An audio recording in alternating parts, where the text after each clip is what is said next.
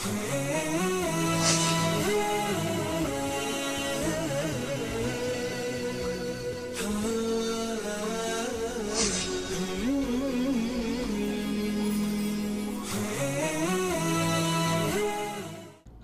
علیکم ورحمۃ اللہ وبرکاتہ نحمدہ ونصلی علی رسولہ الکریم اما بعد فاعوذ باللہ من الشیطان الرجیم بسم اللہ الرحمن الرحیم۔ ناظرین کرام، میں ہوں آپ کے سامنے پروگرام چمکتے ستارے کے ساتھ۔ جیسا کہ اس پروگرام میں ہم آپ سے گفتگو کر رہے ہیں صحابہ کرام رضوان اللہ علیہم اجمعین کی زندگی کے قیمتی لمحات پر، اور ان قیمتی پہلوؤں پر اور ان لمحات پر کہ جو ہمارے لیے ایک تاریخ رقم کر گئے۔ تو ناظرین کرام، آج ہم گفتگو کریں گے سیدنا عبد الرحمن بن عوف رضی اللہ تعالی عنہ کی زندگی پر، جو کہ زمانہ جاہلیت میں عبد الکعبہ کے نام سے جانے جاتے تھے۔ سیدنا عبد الرحمن بن عوف رضی اللہ تعالی عنہ وہ جلیل القدر صحابی ہیں جن کو آقائے نامدار پیغمبر انقلاب سید الکونین حضرت محمد رسول اللہ صلی اللہ علیہ وآلہ وصحبہ وسلم نے جنت کی بشارت بھی سنائی تھی۔ سیدنا عبد الرحمن بن عوف رضی اللہ تعالی عنہ وہ جلیل القدر صحابی ہیں جنہوں نے سیدنا ابو بکر صدیق رضی اللہ تعالی عنہ کی دعوت پر اسلام کو قبول کیا تھا۔ آپ کو زمانہ جاہلیت میں عبد الکعبہ کے نام سے جانا جاتا تھا، تو آپ کا نام پیارے حبیب حضرت محمد رسول اللہ صلی اللہ علیہ وسلم نے تبدیل کر کے عبد الرحمن رکھ دیا، اور آپ کا تعلق بنو زہرہ قبیلہ سے تھا، اور آپ ہجرت سے 44 سال قبل پیدا ہوئے تھے۔ مورخین ذکر کرتے ہیں کہ جب آپ مسلمان ہوئے، آپ نے اسلام کو قبول کیا، تو آپ کی عمر تقریباً 30 برس تھی۔ آپ آقائے نامدار پیغمبر انقلاب حضرت محمد رسول اللہ صلی اللہ علیہ وسلم سے عمر کے اندر تقریباً 10 سال چھوٹے تھے، اور آپ کی اخلاق اور صفات کے بارے میں مورخین ذکر کرتے ہیں کہ زمانہ جاہلیت کے اندر بھی آپ کا چلنا پھرنا، آپ کا لوگوں کے ساتھ معاملات طے کرنا انتہائی خوش اسلوب ہوا کرتا تھا۔ آپ نے زمانہ جاہلیت میں بھی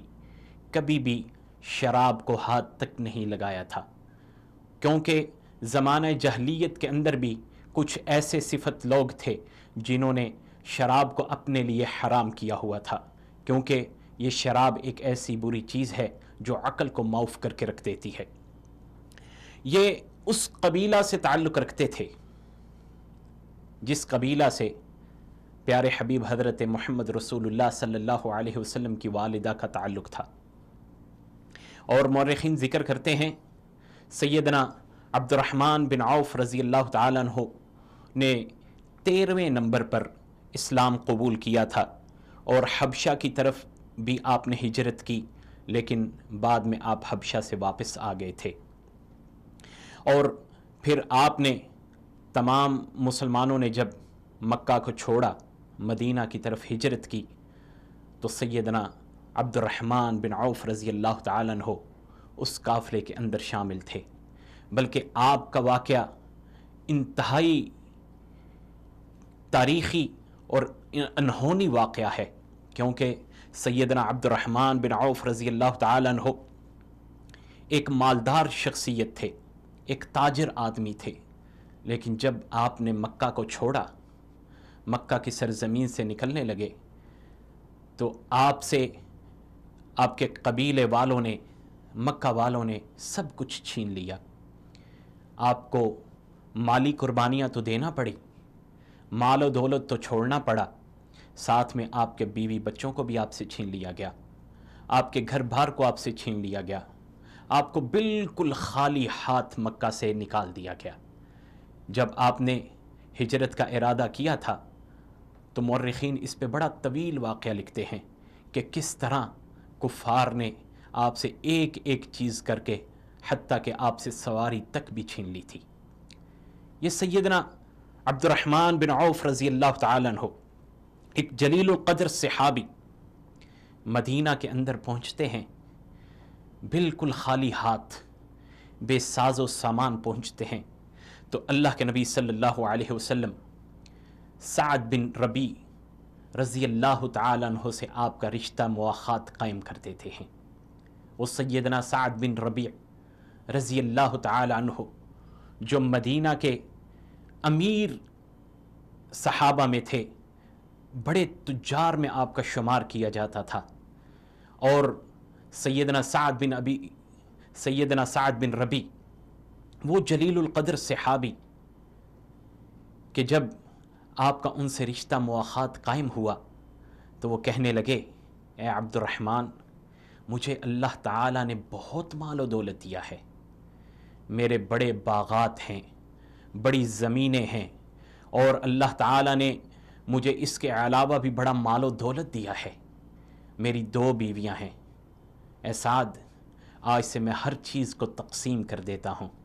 میرے آدھے باغات تمہارے، میری آدھی زمینیں تمہاری، اور میں دونوں بیویوں میں سے جس کو تم پسند کرتے ہو میں اسے طلاق دے دیتا ہوں، اور تمہیں کہتا ہوں کہ تم ان سے عدت گزرنے کے بعد نکاح کر لو۔ لیکن سیدنا عبد الرحمن بن عوف رضی اللہ تعالیٰ عنہ اتنے مصائب، اتنی مشکلات کا سامنا کرنے کے باوجود اللہ تعالیٰ نے انہیں کمال کا حوصلہ دیا تھا،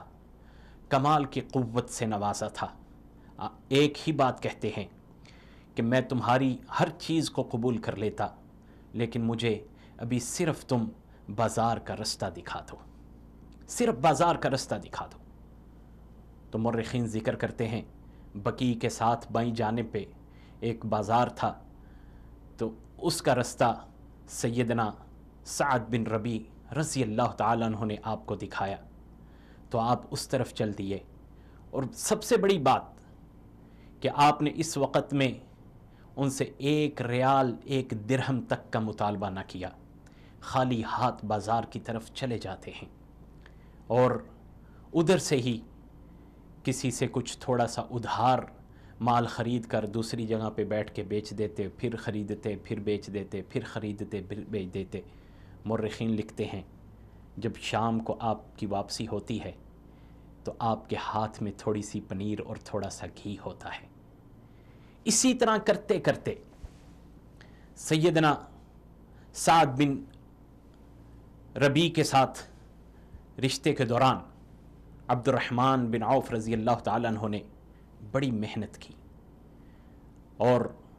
آخر کار وہ مدینے کے بڑے تاجروں میں ان کا بھی شمار ہونے لگا۔ ایک محنت کے ساتھ، ایک لگن کے ساتھ، ایک جستجو کے ساتھ، اور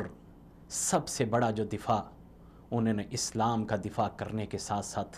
اتنی قربانیاں دیں، تو اللہ تعالیٰ نے انہیں اتنا مال و دولت سے نواز دیا کہ ایک دن عبد الرحمن بن عوف بھی مدینے کے نامور تجار میں شمار کیے جانے لگے۔ تو سیدنا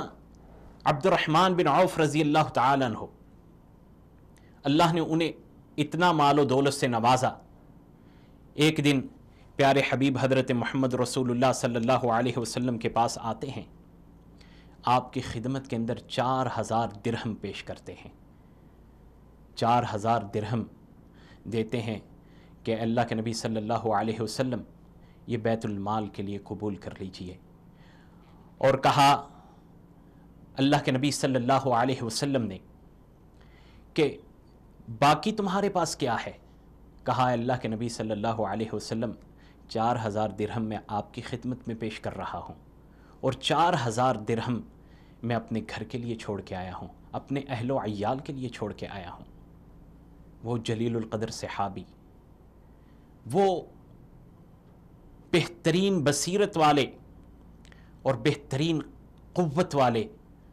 اور کمال کے حوصلوں والے صحابہ اکرام رضوان اللہ علیہم اجمعین، اسی طرح ہر صحابی نے، ہر خلیفہ نے، ہر اللہ کے نبی صلی اللہ علیہ وسلم کے ساتھی نے ایک دوسرے سے بڑھ کر اسلام کے لیے قربانیاں دیں، اور اللہ تعالیٰ نے انہیں ایک بہترین مرتبے سے فائز کیا۔ وہ کیا مرتبہ تھا؟ رضی اللہ عنہم ورضوا عنہ۔ تو ناظرین کرام، سیدنا عبد الرحمن بن عوف رضی اللہ تعالیٰ عنہ ایک جلیل القدر صحابی، ایک بہترین بصیرت والے، تو پھر اللہ تعالیٰ نے بھی ان کے لیے کیا بہترین الفاظ کا انتخاب کیا، رضی اللہ عنہم ورضوا عنہ۔ تو سامعین اکرام، ہماری بات چلتی رہے گی، انشاءاللہ اگلے پروگرام میں اسی گفتگو کو ہم کنٹینیو کریں گے۔ تب تک کے لیے مجھے اجازت دیجیے۔ اللہ ہم سب کا حامی و ناصر ہو۔ السلام علیکم ورحمۃ اللہ وبرکاتہ۔